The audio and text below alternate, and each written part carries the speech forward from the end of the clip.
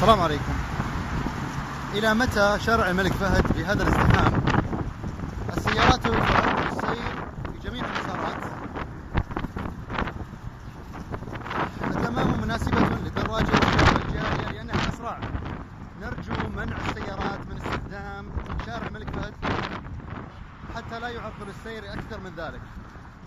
الدراجة هي الحل وركوب الجارية أسهل. هذا أنا في المسار الأيسر في طريق الكباري، شارع الملك خالد، في الملك فهد في الدمام. يفترض السرعة 100 ولا مدري كم. إلى متى؟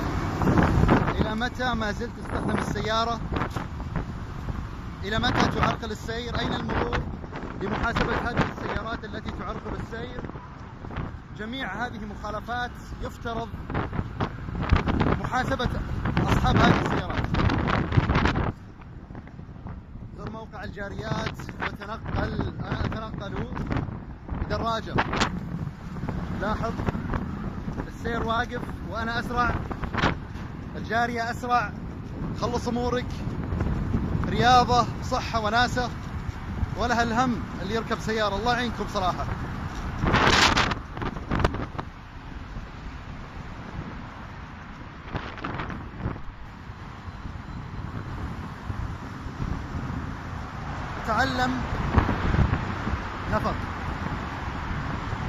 تعلم القيادة المركبية، استمتع بالدراجة في شوارع الدمام والخبر، مدينة الدراجات.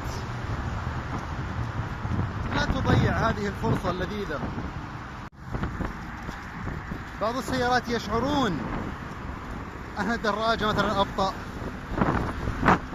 تعرقل السير، تضحك. وأنت تعرف الإجابة أخي الفاضل متابعنا. السيارة أكثر ما يعرقل السير في المملكة.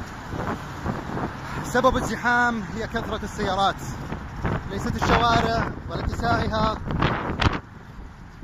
مهما حاولت بناء الكباري والخربطة هذه، الزحمة فيك.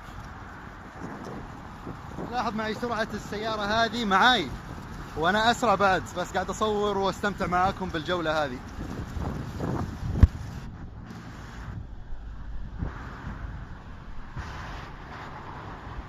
يعطيك بالعافية.